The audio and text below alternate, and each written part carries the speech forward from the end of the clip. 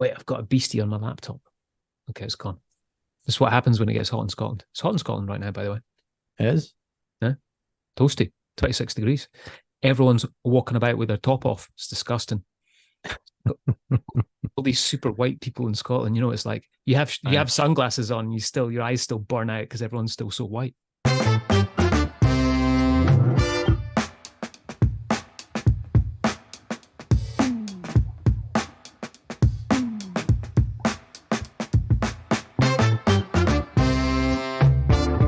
All right, people, we are back after a month of radio silence, which we really apologise for, but we've been busier than one of Bill Lumsden's tasting coats. For those of you that are new around here, welcome to what is considered the most informal whiskey podcast on the planet, where the drams go down easier than our chat sometimes. My name, if you've forgotten, is Mitch Beshard, and the guy sitting in the passenger seat today is Nicholas Polacki. As always, welcome everyone, and hello, my friend. It has been a second. It has indeed, Mitch. Good to see you, mate. Good to see you, and hello, and welcome to all our listeners out there. Yeah, good to be back. It's can't believe it's been a month, mate. Mental. Actually, why has it been a month? Just before we started the record, we were saying we actually only thought it was 2 weeks. Right. But because we've been so busy between us, like just you've been non-stop. I have been all over, like place to place. I've been in, gosh, where have I been? I've been in Louisville, Kentucky. I've been in Arizona. I've been in Nevada. I've been in Miami. And then I was sick as a dog for a week. Like I get 2 days where I actually had a couple of days at home. And one, when you stop running as hard as you usually do, and then it all hits you.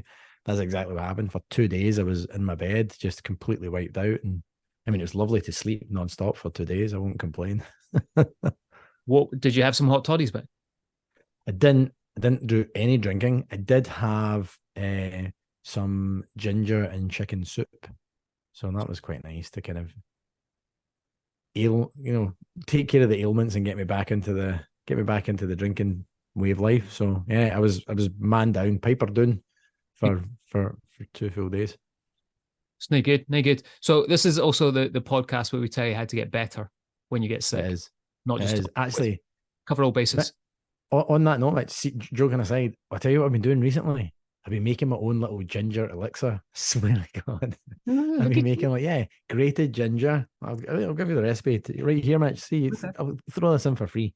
So just take a long lump of ginger. Don't bother trying to take the skin off it. Grate the whole thing. Like finely shredded, a small fine grater, like a zester, grate it down, add in a good glug of honey, some water, and some salt, and then put it in a food processor and blend it. Almost make it like a smoothie, and then you strain it through a kind of a tea strainer to get all the bark and all the fibers and all that stuff out. And then you can just add it to any drink. You can put it in your cup of tea. You can put it into. I've been drinking it with club soda almost non-stop, and it is phenomenal. What about whiskey? Game changer. I've not had it with whiskey yet. I've not done it with a cocktail yet, but my inspiration for it was a cocktail that I had at Wakuda in Las Vegas, where they made their own ginger spice syrup. They used yuzu koshu, which is a Japanese kind of citrus fruit, and then they use this kind of spiciness to it as well. And they did a Shibuya grain select cocktail with it, and it was absolutely fun. I don't really drink cocktails. Yeah, I had about 3. I think I had 3 of them, like back to back. They were fantastic. And then I kind of went, "Oh, that'll be." I wasn't pushed, but I was happy, happy to be there. What was it we called it? Excessive brand loyalty. Correct. No such thing as everything in moderation, including moderation. So I'm still trying to find that guy called moderation that they tell me to drink with. What about yourself? What have you been up to? Mate, fucking loads. It's been nuts. What I've been up to. Before we started this, I knew you were going to ask that question, so I had to actually look back and see what I've been up to over the last month. Went to Amsterdam. That was fun. Godverdomme, really? Yeah. Was that Dutch for you? What was that? Your Dutch? What does that mean? Fuck's sake. Apologies to all our Dutch listeners. I think that's what it means. Who knows? So Joe, my wife, had never been to Amsterdam before, so I took her over there, and it was funny because we were just cycling about as you do, kind of going and seeing the sights, and then I was like, all right, one of the things we have to do is go and smoke a joint in the coffee shops, right? Mm-hmm. You know, and I walked up, and it was kind of pretty late at night. It was about 11 o'clock. And I go up to the guy and I'm like, right, dude, look, I don't ever smoke weed. I was like, just give me a pre-rolled joint. I want something like super chilled, just really mellow. And he's like, oh yeah, this is the one that I do like, you know, during the day. This is a really easy one. I'm like, all right, yeah, that sounds good. That sounds good. So we spark it up, and we both have a couple of draws on it, and, you know, sitting there with this joint in a coffee shop in Amsterdam. I'm like, this is cool. And then 5 minutes later, I was so wasted. I'm like, I can't do that. I was, we had to get the train, because we were staying a little bit outside of the city. We had to get the metro back, right? And I sit on the metro, not a word of a lie. And it's all these ladies from London, you know, they're like, oh my geezer, oh, that was a great night out, and giving it all that.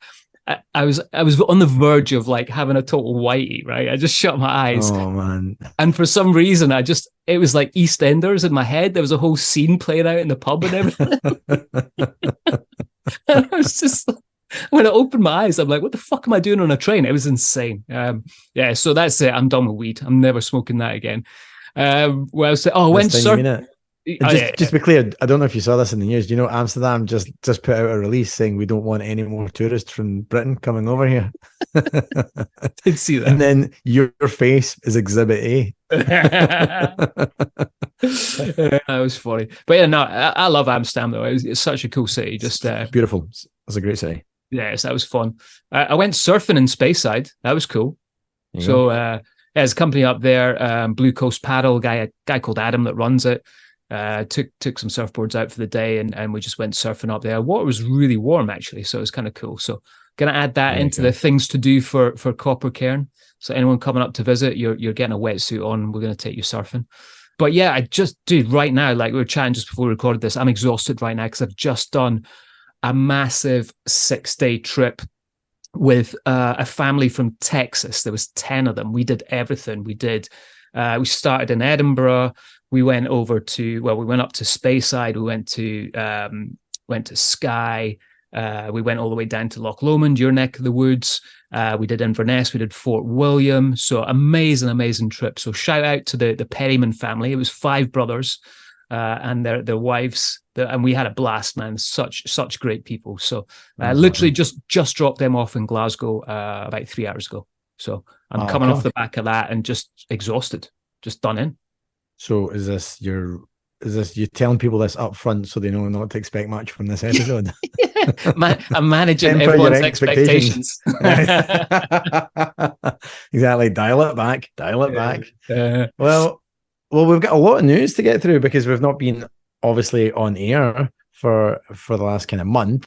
Really kind of some pretty cool stuff going on, and some not so cool stuff going on, but we'll touch on all of it.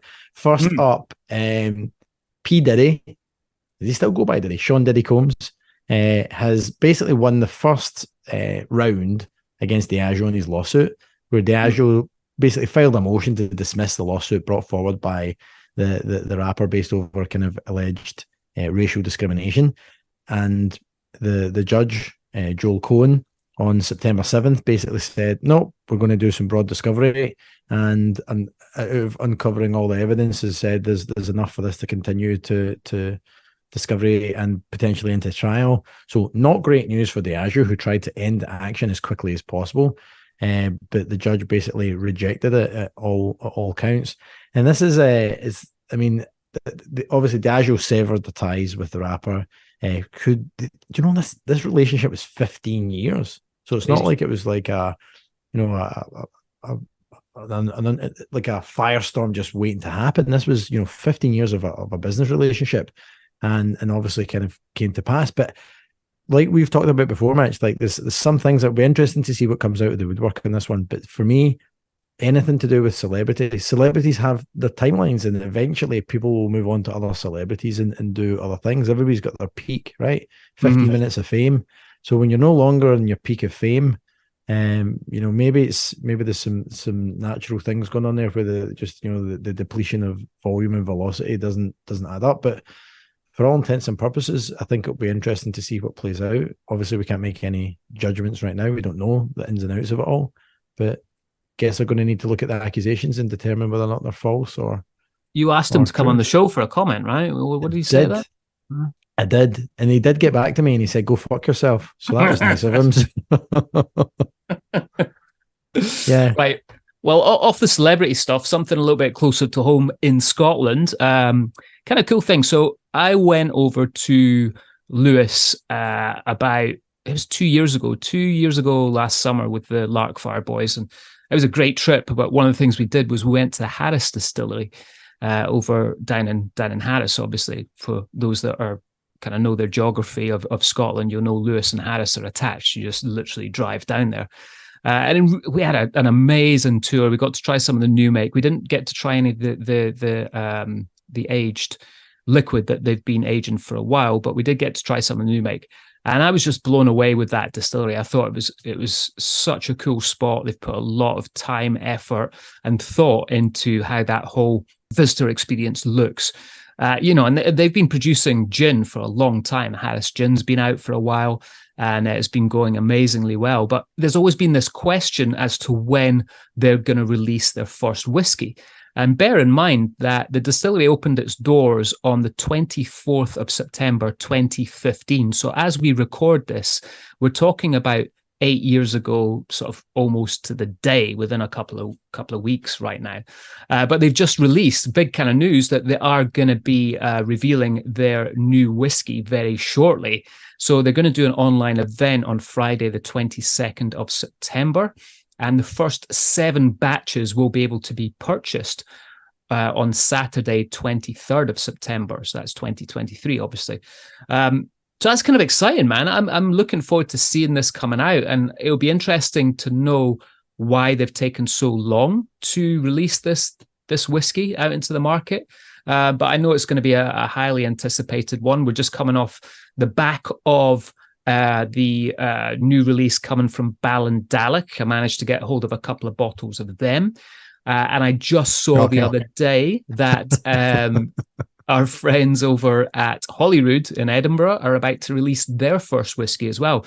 So it's interesting in that all these new craft distilleries that have been around for quite a while, sort of new old craft distilleries, are literally bringing out all their new releases within the next sort of couple of months or so.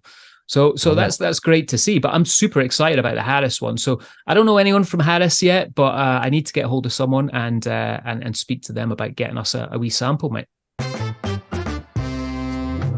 Our pals in Finland, Mitch, at Kura Distillery and Mika over there, have released 4 new whiskies from their core range, which is pretty cool.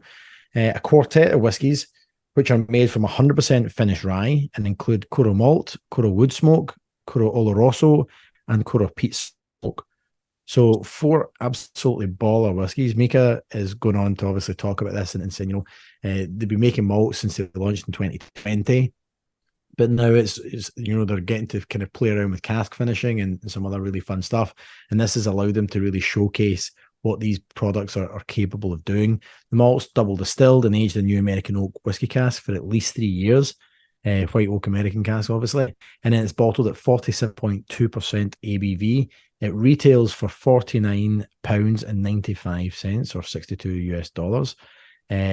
Their wood smoke is being made up. It's basically alder smoked, which is an old northern tradition in Finland, in a 100-year-old barn.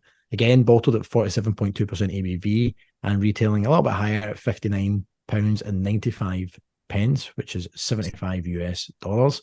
And then their other 2 new releases are their Oloroso from 100% finished whole grain rye. It's triple cask finished in Spanish Oloroso sherry, new American oak, and ex-bourbon barrels. Again, 47.2% ABV. I wonder why. I'd like to understand where that ABV came from. I'm sure it's where the liquid delivers the best possible flavour, but maybe there's a little hidden story behind that as well. It's quite a specific ABV. And priced at $54.95 or 69 of your US dollar bucks. So it's pretty cool. Then the last one is a peat smoke, which was created with Finnish freshwater peat. And this involves peat smoking the full grain rye in a bar for 24 hours. It's vatted together using mainly the peat smoke, new American oak, and ex-bourbon barrels. Again, 47.2, that magic number for them. $59.95 in pounds, $75 US. So pretty cool stuff. Be good to. I'm sure you'll be getting or asking for some of their samples there, Mitch, right? Well, Mika's a good friend of the show now, you know. So he's a good friend of the show. Yeah. He's a good friend of the show. Yeah, exactly. Yeah, if you guys haven't listened to, anyone listening who hasn't listened to that episode we did with him, really interesting guy. So, you know, Kura, which we know how to pronounce now because he was on the show. But if you guys are wondering what we're talking about with Kura, it's Kyro. So it looks like, well, I don't know what it looks. Cairo, yeah, I suppose it looks like Cairo instead of Kura. But obviously being Finnish, that's the way they pronounce it. Maybe it's because they went to finishing school. They know how to speak properly. Oh. That was genius. That was genius. Yeah, they've had a month off. They've had a month off, so they've been like, Jesus, here we go. He's back in the saddle. Right, moving back over to Scotland, we've got the one of one auction coming up soon. Now, we've chatted about this before on the show. We've had Jonathan Driver on the show actually talking about it. Our good friend Daz is coming on it very shortly. We've got a date lined up with him to talk about this Bowmore that they're putting in. So we've seen a couple of releases, couple of sneak peeks with regards to what's happening. And one of them is this Bowmore Onyx 55-year-old. The Onyx was the one last year. The Bowmore Stack is the 55-year-old that they're bringing out for this year's auction. So this is a 1.5 litre bottle of Bowmore that they've produced. And I don't know if you guys have seen the bottle. It's absolutely stunning. It's pretty much all in black, apart from a small part of it at the top, which is glass. It looks absolutely amazing. And, you know, like I say, we're going to get Daz on this to chat about it more. But I want to read out this quote from Daz because he says, Bowmore Stack is a significant milestone in showcasing the exceptional aged spirit we have crafted at Bowmore, and a truly proud moment for us all. Daz, who wrote that for you? Because I know it wasn't you. We've listened to these episodes and the man is chewing his way through every sentence he's ever said. There's absolutely no way he was that articulate. I mean, he can't even write. So, you know, he obviously pays someone to do that now. But, you know, it's great to see Daz getting a wee shout out with regards to this, him being the global private client director and all now. But we're going to get him on the show shortly to talk about this. The other sneak peek that we've had from the one of one right now as we release this is a Brora 50-year-old, which looks absolutely insane. And also our good friend, Deval Gandhi, has tied in his new whiskey company with the release of one of one, and he's created a bottle for it. So Deval, we haven't had him on the show yet, but I know him very, very well. And Deval used to be the master blender over at Macallan, and then he really put his stamp on everything with regards to what he did at the Lakes Distillery. So Deval's created this amazing looking bottle. And again, we're going to get him on very, very shortly. I've got a date with him in a couple of weeks to chat about all this. But his whole concept of his new brand that he's releasing, which is called Cando Blanc, I think it's called. I've probably butchered that. I'm sure he's going to correct me when I come on. But it's all based on the whole concept of duality. And it's a fusion of ideas, cultures, and creative influences. And with this first bottle that he's released for one of one, it's two very old casks that he's blended together. And it's going to be called Aga, which is named after his son. So very interesting to see that. And the bottle looks... Have you seen the bottle for this, Nicholas? It looks absolutely stunning. I have not yet, but I'm looking it up as we speak. It looks phenomenal. It's amazing. I was like, look at that. That's stunning. Deval, just a genius at what he does. He knows so much about not just blending, but also production and everything that he's done, both with Macallan and the Lakes. So really excited to see him get this off the ground. And it'll be great to get him on the show and chat through exactly what he's been doing here and correct my pronunciation of his new brand. This is the season for new releases where Bruichladdich Distillery has just unveiled the Octomore 14, and they have come in groups of threes, as things tend to do, Mitch. So yes. 14.1, 14.2, and 14.3. Like said to push the boundaries of whiskey making in pursuit of exceptional flavour. Easy for me to say after just butchering my way through a sentence and ripping Daz earlier. I'm sure we're hearing all about that. Anyway, we'll leave it in for authenticity. We won't do a retake, unlike Daz on every episode. So we'll leave it in there. I'm only teasing, Daz, only teasing. So head distiller Adam Hannett said that basically everything that they're doing at Bruichladdich Distillery right now is about exploring the fundamentals of whiskey making. And that really has a lot of influence. They talk specifically about terroir and experimenting with different variety of casks. I know that even the other people that we've had on the show sometimes have a little bit of difficulty kind of getting their head around terroir with Scotch whiskies. And there's, I guess, there's arguments to be said on both sides of this. But with regards to Bruichladdich here, what they're doing with Octomore, they're using 100% Scottish barley, malted to 128.9 parts per million phenol content. That is bonkers. That's what I like to call a lie down in a dark room after it. A, because it's going to be a high ABV, but B, because you're going to be absolutely stinking and no one else wants to be around you. Kind of like you after your trip to Amsterdam, lying down in a dark room, trying to make the world from stop spinning underneath your feet. So all of these are bottled at 59.6 ABV for 14.1. So sorry, I'm going to break this up a little bit. So 14.1 is bottled at 59.6% ABV, and basically notes of vanilla, sweet caramel, and hints of citrus underneath all of that signature peat smoke. It'll be priced at $140, 140 quid, so $176. Sorry. And like 14.1, 14.2 is also distilled from 100% Scottish barley, malted to the exact same 128.9 parts per million phenol content. However, 14.2 has been matured in a combination of Oloroso sherry and Amarone wine casks. You ever had Amarone wine, Mitch? Did you think Amarone signed for Rangers last year? Yeah, I don't think I have, actually. Well, there you did go. he though? There you go. How much did he get? I don't know, but they'd be as well having him up front with the way they're playing at the moment. So one a tick. Oh. Right. Octomore, they're 14.2, like I just said, is going into sherry and Amarone casks. And then that's actually bottled at 57.7% ABV and retails at £155 or $195. And then kind of rounding out the collection, you've got Octomore 14.3, which is basically about the consideration of terroir and whiskey making, having been distilled using only locally grown barley to explore that influence on the final flavour. It's been matured in bourbon casks and second fill wine casks, and then malted to a heavyweight 214.2 parts per million. Bonkers. That's so if you had to lie down in the dark room for the last couple, then this is a night out.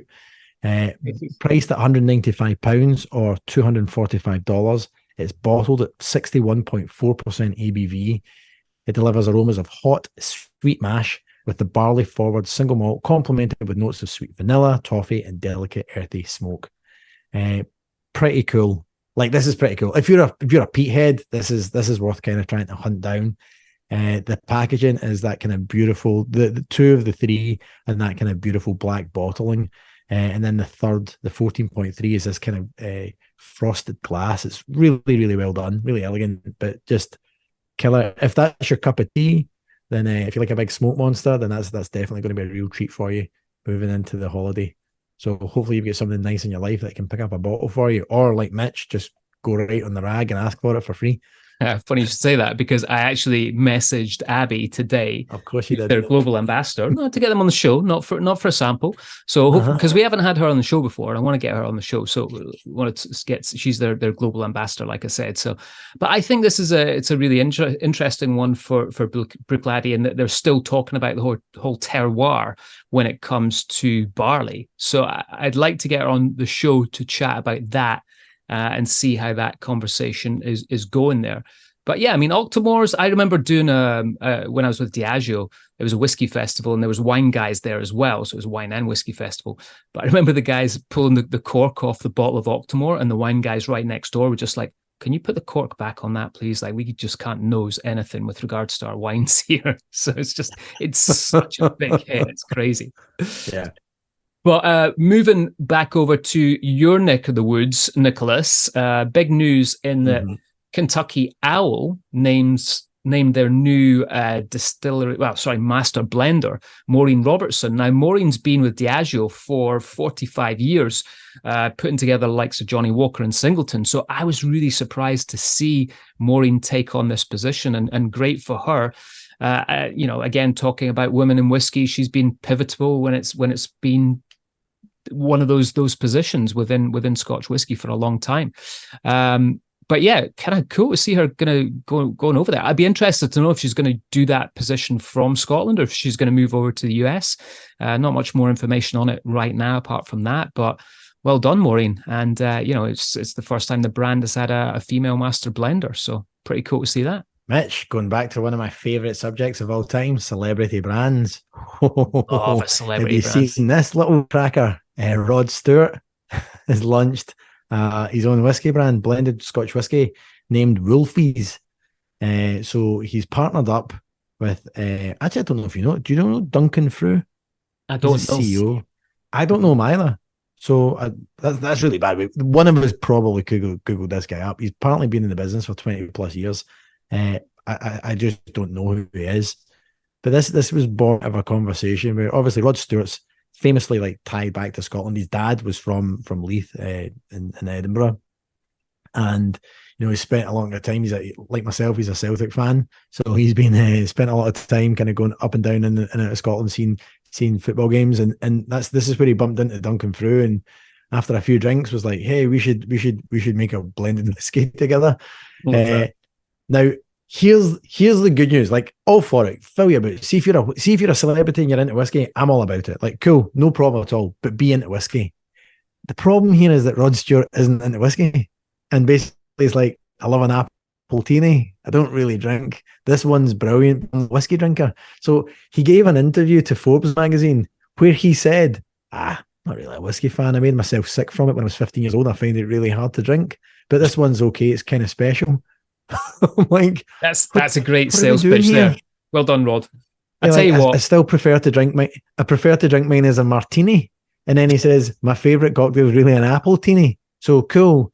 Like, you don't like, that's like going to Starbucks and saying I really love coffee and asking for a non-fat, non-whipped vanilla latte, extra vanilla juice, put some whipped cream on top. You don't like coffee. You like ice cream. This is the same thing. If you're drinking your whiskey in an appletini, you don't like it. You don't really like whiskey. You really like sweet cocktails. But bang for buck, just... Dude, I mean, here's the thing, right? A whiskey appletini, does that exist anyway? Is he talking about like he just drinks appletinis and he doesn't even drink any whiskey? Well, I don't know. Like, because he then goes on to say, like, he can't drink whiskey martinis before a show because it's not good for the voice. Right, so there's plenty of things that you shouldn't do, like you shouldn't have ice in your drinks and all that if you're about to go and sing. So on the day of a show, when you hear this, he 100% doesn't speak. He walks around wearing like a pass, like a lanyard around his neck that says "I can't speak," like doctor's orders. I'm like, cool. You'd also not give interviews to magazines about your brand when you tell them that you don't drink whiskey. That should be when you don't speak, not when you're about to give a concert. But it's just, it's a good giggle. Like, to be fair, it's worth a look up. It's a great interview. He seems like a really fun dude. Like, that's what I'd say. And his attitude to it is like, look, we're not trying to be serious here. It's a $45 bottle. But just like, I mean, the drink recipes of Rod Stewart's favorite appletini is actually on their perfect serve. So you can jump on. I'm not. Oh, you can jump on. You can take a look at it. Right, Rod, get on the podcast here. Let's get Rod Stewart. I would love to have Rod Stewart come on and talk to us about an appletini. Like, it's if you've got almost as much apple schnapps in your cocktail as your own whiskey, I'm like, ooh. That's hilarious. That's hilarious. I mean, I did see that he'd released this whiskey, but I think this is the first time that he's actually talked about it. So I think we mentioned it on the show a while back. But that's pretty funny that he actually mentioned that an appletini. Goodness sake. To be fair, he wears it well. Yeah. What, the appletini or? I don't know. You're not a Rod Stewart fan, are you? Oh, is that a joke? Early Rod Stewart, yeah. Okay. Come on, dude. Can we get the sound effect guy to put some tumbleweed in here? Who's the sound effect guy? That'll be you. Anyway, moving away from bad Rod Stewart jokes, back into Scotland, and we've kind of mentioned this as well before, but we've got a new distillery that is now being given planning permission down in Campbelltown. So this is really interesting because this is the Witchburn Distillery. Brave New Spirits are doing this, and they've been given planning permission from Argyll and Bute Council, which is great to see. And they're going to build this distillery on the former RAF base at Machrihanish, down in Campbelltown. It's literally between Campbelltown and Machrihanish village. So couple of cool things about this distillery that they're going to do. It's going to be net zero with regards to their production. They're going to produce around about 2 million litres of alcohol per year, they're saying. And they might expand. They're going to have the potential to expand that out to 4 million in the future. But powered by 100% renewable green energy sources, the latest heat and energy recovery system, making Witchburn one of the most environmentally friendly distilleries in Scotland, apparently. So really exciting stuff with regards to that. Good luck, guys. Looking forward to another excuse to go down to Campbelltown. I think after when we've got this up and running, we're looking at now 5 distilleries that we're going to have down in Campbelltown, which is a far cry from the 30 odd that we used to have down there. But it's great to see that area getting rejuvenated again when it comes to whiskey and distilleries. So exciting times ahead there. We need to do that, mate. Me and Daz went down there. We can redo that, retrace our steps, you and I, next time you're over, and we'll go down there, check it all out. Speaking of renewable, obviously the guys at Pernod Ricard, who we've talked about this, I think, in one of the last episodes in the news, where they were, they created this way to create carbon neutral distillation, and then put basically the plan of how it was all done up for anybody that wanted to carbon copy recreate it, pun intended. They've now pledged $60 million to hit net zero across all of the Chivas Brothers operations by 2026. This is phenomenal. And what's really great about it is that they're really focusing on, actually reducing their footprint rather than just buying carbon credits and saying, oh yeah, we're carbon neutral or whatever. This is really taking massive leaps and bounds right across their portfolio. So we'll salute Chivas Regal and Ballantine's, as well as the Glenlivet. Will all benefit from this, and it's just really, I think this is phenomenal. I think that now this information's out there, companies do not have an excuse. Like, you should be looking at this. This is stuff that is not just good for the environment, it's good for your business. It drives volume and it drives profit into your business by reducing the cost of operations. And it's just really smart. Like, it's just a really smart way to look at producing Scotch whiskey. And this is a 3-year plan, right? I mean, they're talking about 2026 when this is going to come into play. So it's because of the success, this is a full acceleration. So exactly like you said, just to cut its energy and carbon footprint by installing electric boilers predominantly and implementing this heat recovery technology that they have put out there for everybody to look at. So these sustainability initiatives are really, I think, really fundamental to new distilleries and how we look at becoming better, not just as an industry, but better as a group of people that want to, especially a country like Scotland. It's got such beauty in it and such amazing nature and the things around it. Like, if we can do things to kind of preserve how we build and how we lead on carbon emissions, then carbon emission reduction, then I think that's a really positive thing for Scotland. Well, I mean, here's the thing, right? We're sitting at 2023 as we record this. By 2030, every distillery needs to be carbon neutral on their production. So they've only really got 7 years. So it's great to see Pernod stepping up that in a big way. And I think it's 2050. The whole whiskey industry needs to be carbon neutral. So that's with regards to transportation, bottling, everything else that goes with it, packaging, obviously. So that's a big goal right there for the whole Scottish whiskey industry to have. Yep. But very ambitious. I'm pretty confident going around distilleries here and seeing what people are doing. I'm pretty confident we're going to hit that by 2030, and then obviously by 2050 I'll be dead. So don't really care. If you're lucky, 2050, we'll see. But keeping on this whole theme of being carbon neutral, our friends over at Young Spirits, who we've had on the show, we think we had them on we had Alex Harrison on the show back in October. They've just gone carbon neutral with regards to their whole bottling plant and operation there. So these guys are based out of Edinburgh, and they've got a warehouse that is, I think it's 30,000 square feet. Alex said in the podcast. They've got the whole bottling, labeling facilities, and they're completely carbon neutral. So well done, guys! Congratulations, proud of you boys.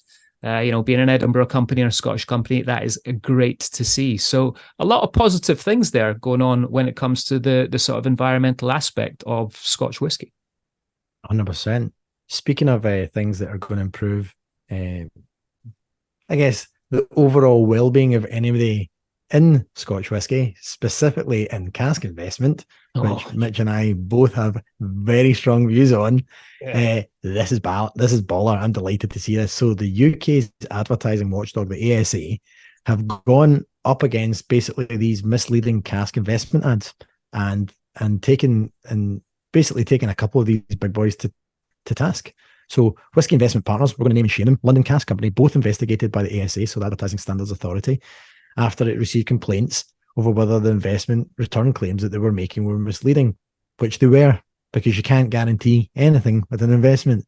So to say that you're getting returns of up to 12% per year was just complete and utter nonsense from Whisky Investment Partners. And thankfully, they were kind of wrapped over the knuckles for it. More importantly, like regardless of the what people say that you can and can't get, how much money you think you can and can't make in this process, the reality of this is, unless you know where these barrels are coming from, and unless you actually know how to understand what you're buying into, which is basically barrel aging the spirit, what are you going to do with that? Mitch and I have spoken about this before. The investment side of whiskies, and where the value of whiskey investment truly lies, is amazing brands that have spent years cultivating consumers that really want to get their hands on those rare expressions of those rare whiskies, not barrels of liquid that maybe they distilled but haven't had any hand in basically saying this is something that we would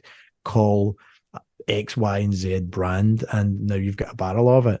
So I think that these cask investment companies and everybody else who's in this game, this is good to see. Like, this needs to be locked down. Similarly, there's the London Cask Company were referring to saying that they could basically give you an average of 13% per year return on your investment, plus a whole load of other inflated numbers that Knight Frank Wealth Report apparently would back up. But that a lot of these things pulling from different data sources, whether it's Rare Whiskey 101 that tracks auction prices of the rare bottles, but not of random barrels. Like they're tracking bottles of what we're talking about, like rare limited edition. There's only 5 bottles left in the world. That's what drives ROI on the return on investment, not just that brand did well, therefore here's a barrel of it because we've figured it out. What are your thoughts on this, Mitch? This has been a bugbear of yours, I know. So yeah. No, it's good to see. I'm glad to see this happen, and I'm sure this is going to open the floodgates, like you say, for all these other companies out there. And good riddance to that. I think this is a very positive step forward. And one of the things that we haven't covered in the news here, and we'll probably leave this for the next episode, and it'd be good to get Andy from Rare 101 on to discuss 100%. This. But we're talking about the value, with regards to the secondary market right now, it's decreased for the first time, I think, in about 10 years. Yeah. One of the big ones being Macallan dropping by 12%, which is huge. So, that doesn't bode well for anything like this. Good times, mate. I mean, that's a lot of news. That's a whole episode pretty much on the news, because we haven't been chatting whiskey for a month. There's a lot going on, mostly positive there. I think all positive, actually. There's no negatives going on right now. I want to say as well, there's been a load of brands who have sent me some whiskey. Next episode, I'm going to get into some of them and chat about them on the next episode. Thank you so much for sending them through to me. I just literally haven't been at home. I haven't been sipping on that much whiskey recently. I have not had the time to go through it all. So we need to get into some of them and chat about them on the show as well. What's up next, Nicholas? What are we doing next?